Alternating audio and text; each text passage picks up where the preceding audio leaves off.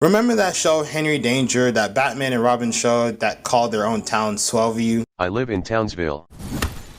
Well, there's a green light for a sequel called Danger Force, like Power Rangers and Teenage Mutant Ninja Turtles. But let's first talk about Henry Danger. If you don't want to talk about Henry Danger, don't care, skip to this timestamp. Oh my God. Laura, what's wrong? If you want Black history, go back to Africa. Henry Danger, oh sorry. Henry Hart is a proclaimed sidekick who wears Vans with Ray Manchester or Captain Man. Nice naming there, guys. They have a secret lair inside a store called Juck and Stuff. They try to conceal their identities but fail multiple times and just let them work for them instead of erasing their memory. Stories revolve around their friends such as love interest Charlotte, the weird annoying other best friend Jasper, rageaholic sister Piper, short little man Swaz, and the stupid annoying friend Sydney and Oliver. And don't get me started on those laugh tracks and that absurd surreal humor you find in that goddamn Minions movie. Well, what'd you do with our regular teacher? I gave her a disease. Oh my God. Now, if I put the show in my high expectations, I would just think of this as utter garbage. But putting my expectations low, very low, that you can find some enjoyment of the show. Same can be said about the many bad tropes that still linger around in these sitcoms after the 2010s. Henry Danger became Nickelodeon's golden sitcom after the timeline of Drake and Josh, iCarly and Dundermans ended, even after film months. But this means that Nickelodeon are gonna find some new sitcom to put as their poster boy. And this is gonna be our competition, Danger Force. Well, can we talk about its anime series? No. This just looks like a Go Animate video mixed with Family Guy animation. Peter, did you throw up in the sink?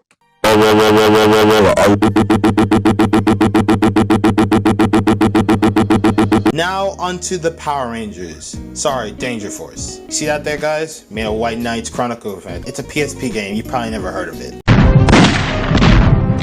We're introduced to the 4 new characters. Neville from iCarly, or Chappa, the twin from that quadruplet show that wasn't very good, or Boyce. Hey, is that Migos? Sorry, his name is Miles. And Mika, which sounds like some Eastern European name. The receding hairline guy starts to show the kids how to LIE, which stands for Lying is Everything, and no one seems to be impressed by it except for Mika herself. Then they question why they're doing this in the first place, because they weren't born with these powers. They talk about the final episode of Henry Danger giving a cameo to Kid Danger and Captain Man, while also bullying Swaz in the process. Boyce then questions what superpower he has, questions if the two people are related even though they already told him what it is, and if you don't know, he's considered as pretty much the dumb nut of every Nick sitcom. Swaz then blows an air horn that sounds like a dying animal. Yeah, we're with the pet hospital down the street, and I understand you have a dying animal on the premises. Chopper gets mad for not learning anything, and Boyce just still acts like a complete brain nut. Great line. Watch. I am so wearing pants right now. If you're gonna lie, don't say it's a lie, you loser. If you can't tell already, the first 2 minutes in, most of these characters have the same personalities that come from Henry Danger, but since they're younger, they're even more zealous and over the top. The kids start to bully Swaz and threaten Swaz to let them fight crime. Then Swaz tells them that it's not up to him to make the decisions like that. Then Captain Man shows up. And for the next 4 minutes in the episode, they struggle to get their costumes together. In fact, Miles teleports to the wrong place, Boyce wears the wrong outfit, and Chopper burns up the couch. Mika's the only one who actually gets ready in a few seconds, but she doesn't really have a superpower, so she's literally going against Moonlord with wooden armor. Unless you are one of those no damage channels, you're doing God's work. It takes him about an hour and 30 minutes to do a task that could have taken 30 seconds, which turns out to be an actual drill, not a situation. Now, the subtlety works nice, but they unfortunately ruined that by showing the joke multiple times, to the point where just Ray's just bullying the children, like we don't have enough of those already. This will be the point where the kids should know that maybe they're not ready for an actual dire situation, but no, this is what Mika had to say. We look bad in here, but out in the real world we'd be great, I just know it. I like the laugh track at this moment, because they even realize that quote is just plain stupid. You fell out of a dire situation that could have gotten the criminals enough time to escape. You guys are not ready. You would have likely been killed. Instead of telling them that they're ready, he just lies and says it's a crime drought. I mean, it's for plot, so shut up. He goes on to how he and Henry say that they that one time, another cameo to Kid Danger. Then Ray says nobody's doing anything until Swaz tells him that they're doing something. Plot twist. and the kids proceed to harass him about where he's going in the hopes that they might actually go with him. This forces Ray and Swaz to make up a bunch of excuses to where they're going. Then they ask if they can go on a practice mission, but Ray leaves anyways. Captain Man captures men who try to smuggle a goat that says the word "but." Ray has a moment where he decides to zap them all to keep the kids from knowing that he's fighting behind their back. There, Ray is his most level-headed and most reasonable, even in the most absurd and immoral ways, after adopting 4 new children. A team of news reporters come to the area to have some event every week where they meet at a bar. Ray looks so petrified when they come report the findings, he decides just to zap everyone, including the 2 guys.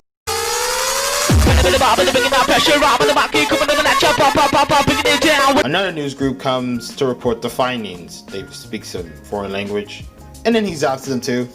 The camera pans to Mika's room where everyone decides to come in the room, including the dumb nut, which gets caught by the parents. Their parents reasonably want to know what's going on, so the kids have to lie. First is a surprise test, then Boyce ruins that. He says that they're practicing lies at school, then Miles saves the day by saying that our school is private and free, stop asking questions, and they just leave. Our school is private and free. Stop asking questions. So, if you want to get out of a situation, just say it's for school. If that doesn't work, just say school is complicated and free. You sure get your parents to leave. Anyways, Mika had an epiphany. While all that was going on, she said that lying as a superhero taught her that Ray has been lying to her, even though they have lied to their parents already. Boy's brain was also in airplane mode, so anything they said, he had to process it in a few more seconds. Even then, you still had the body language, the stuttering, and the laughable excuse if you can figure that out to be a lie, but you know what, as long as we get this plot further, we'll be done. Which also takes him a few seconds to process. The next scene shows Ray bragging about him saving the day, about the crossover with really bad green screen effect. The kids downplay it of their involvement by saying that he didn't really do anything, but the Dunmans and Kid Danger did the work. Until Ray gets another emergency. And they harass him again, find out where he's going to go, making an excuse about getting frosted tips at the barber shop, and then they just let him leave. Before Miles tells him that he's lying, and then they berate him even more before he actually leaves. They know where he's going, but Boyce, I'll stop calling him a dumb nut, thinks that he has teleportation powers, even though that power goes to Miles. Then they all dress up and get teleported to some random place. And we get to the last scene of the episode, where we pan to the Swellview prison where we see the possible parolees and that kid from the Dog on the Block show from Disney Channel. Take it up with the chairman of the House Rules Committee, right here. Stop talking! Ray figures out the kid's ambitious to get money from his grandfather, and Ray acts so corrupt, he legitimately asks for a collector's fee to retrieve the grandfather from prison. Nice joke there. Then they ruin the joke. They tell him that he lied to them about fighting crime, and he says to them what he should have said to them when he was basically bullying them. Because you two can't control your powers. You don't even have one yet. And you wear shirts for pants. None of you are ready to be superheroes. Then Mika gives an inspirational speech on what a superhero is. You're right. I don't have a superpower. I might not ever get one. But you know what? Being a superhero isn't about having a superpower. It's about what's inside of you. It's about what's in here. I know I've got what it takes to be a superhero. And I know they do too.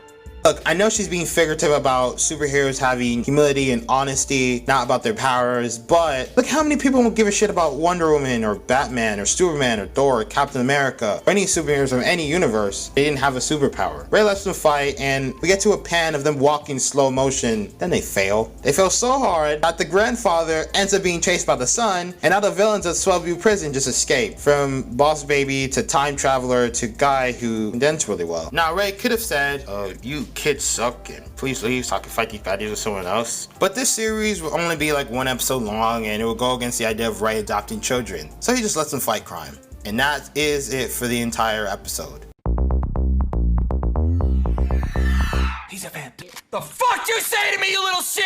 For the Sons of Henry Danger series, it was good. Not as good as the first one, but good enough to where it can actually find some level of appeal. Now, if my expectations were high, you know what I'll be saying about it. But when looking into the show uses a lot of tropes from the first show. In some good, you have the premise, race, change of character, which allows them to be more human to the kids, and even the backgrounds, which is a staple from the original Henry Danger. Some bad.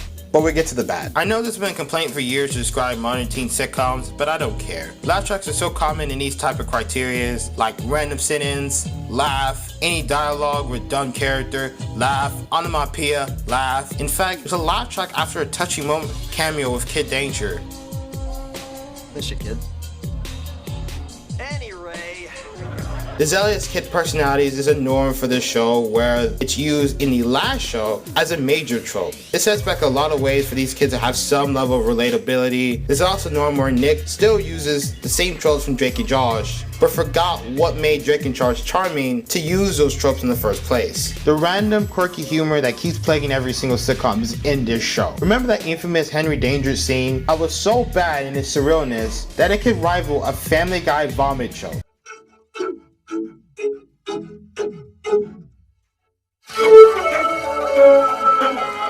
Again, there are jokes for Ray, like about him zapping people in the collector's fee, or stuff that I laughed to. And Ray trying to be more responsible and toned down for the kids, and the original where he was more quirky for laugh tracks is a nice touch. The backgrounds for the show will always continue to be a pivotal theme of the show. I do commend the detail. Anyways, nice Henry Danger series. I give it a 5.555 repeating decimal out of 10, IGN style. This is it for the video. I just wanted to make this pod something like the DuckTales pod I made a few years back, but I want to do something a bit different and more, and I just happened to find this. There's still a few more pilots that I wanted to go over, maybe even some movies as well. But anyways, that's it. Bye.